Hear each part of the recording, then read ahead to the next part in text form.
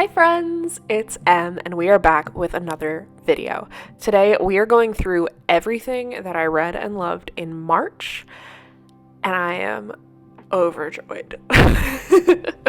So in March I read 28 books for a total of 10,075 pages with an average rating of 4.02 stars. So what that means is that I read a lot of good books. Finally. So this month I had 12 favorite books. I read 57% BIPOC authors, which I made a conscious effort in March to make sure that that was going to be above 50%. And 61% of the books that I read also had LGBT rep. So I was pretty happy. Now let's see how much of these books I can actually remember, because Lord knows I've slept since then. So first we have Death of an Author, which it's one of those book within a books sort of thing where we follow an author who is getting into the science fiction sphere and effectively becomes an overnight success, and then we delve into things like systemic racism and cancel culture and really just so many things, stuff about AI and science, and it is so good. I've never read a book like it, and I really enjoyed it. I also read A Prayer for the Crown Shy, which is the second Monk and Robot book, and I did really enjoy it. It was just kind of like the palate cleanser that I needed. I wanted something cozy and happy, and this was definitely that. Becky Chambers might just be that author for me. I also read and loved Just Our Luck by Denise Williams, which is about a woman who wins the lottery and, in an attempt somewhat to convince her family that she's responsible, starts fake dating her one night stand kind of a fling from the local donut shop. And it was so good. Like, there are no words.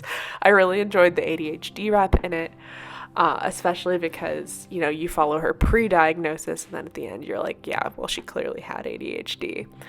And I really liked the romance and the third act conflict, like, a lot.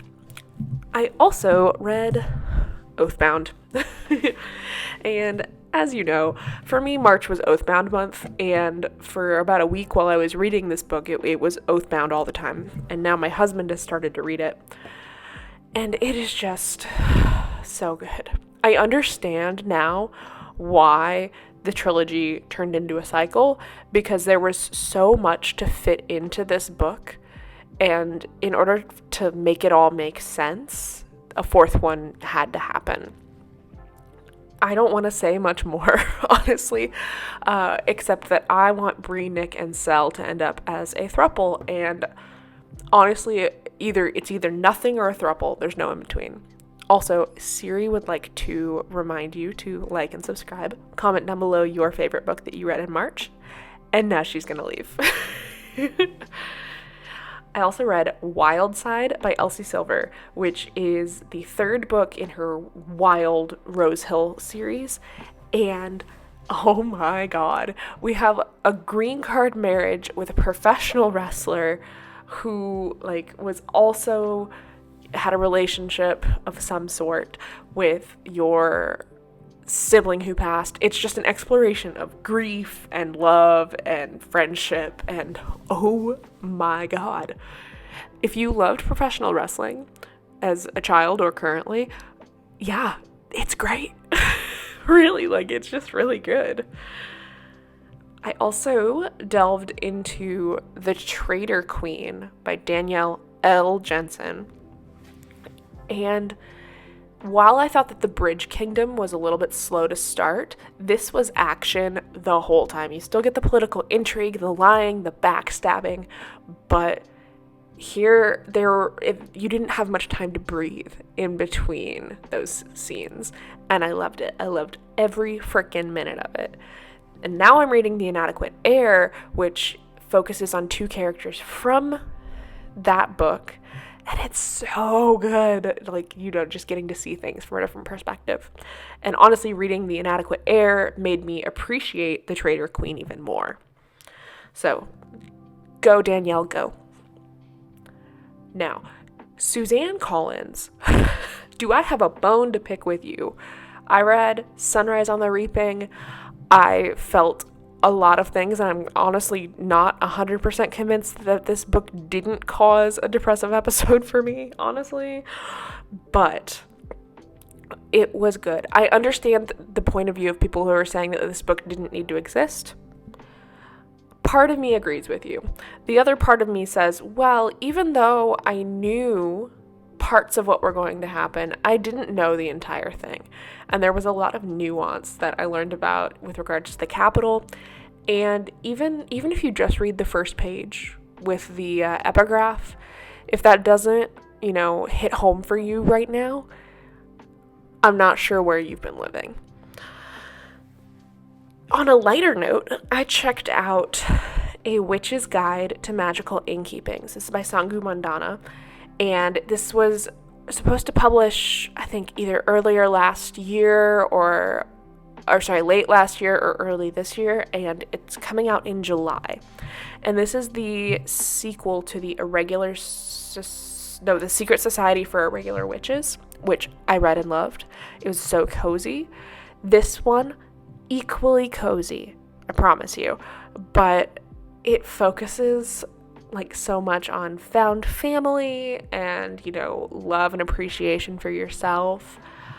And my heart needed this book. I honestly found myself slowing down because I didn't want to be done reading this book for the first time, which for me, usually I'm like, let's go, I want to see how it ends. And this one I was like, I don't want it to end. So pretty unique for me.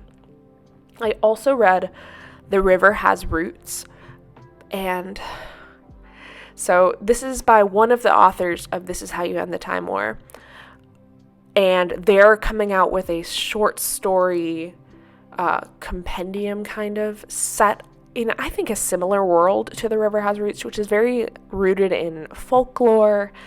And this has a huge focus on sisterhood and sort of sisterly love. But you have to listen to this on audio if you can, because they sing the songs that the lyrics are written in the book, and it's very folk songs. But I can't imagine just reading those and not hearing the amazing melodies crafted by either the musicians or just the people who did the audiobook. Mind blown. This is a book where I actually listened to the, here's an excerpt from an upcoming book. Usually on an audio, I'll be like, no thanks. But wow. Blown away. Absolutely blown away. I can't wait for the next book. I also read The Game Is Afoot by Elise Bryant. I loved her first book in this series, It's Elementary. And, honestly, I imagine that being a mom is stressful. On top of just sort of that general thing, now you have to deal with being on your child's soccer team snack schedule, and also being a contributing member for their Girl Scout. I was a Girl Scout. Why was I going to say committee? Troop is the word. And also solving murders, just thrown in there.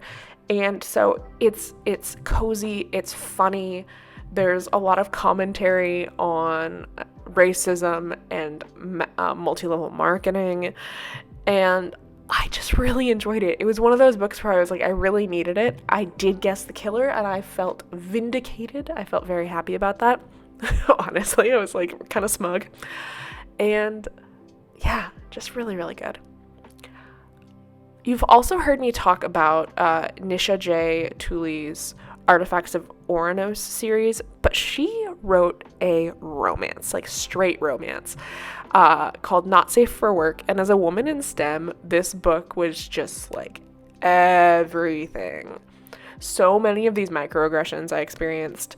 And it's like, okay, so you're going to jet set off to Hawaii for a corporate retreat where, you know that you're just being sent as like the diversity hire sort of thing. And, well, it's bad enough that you have to go with your sort of work rival, but then you have to stay in the same room as him. And then you keep running into him all over the place. Oh, it has so many of my favorite tropes, seriously. And then finally, I read Emily Henry's Great Big Beautiful Life, and I loved it. It reads very much like The Seven Husbands of Evelyn Hugo, as like that documentary style, as well as the flashbacks to the past, but this book made me bawl my eyes out at the end for just like so many reasons, and I really loved and cherished every minute of it. And as always, happy planning.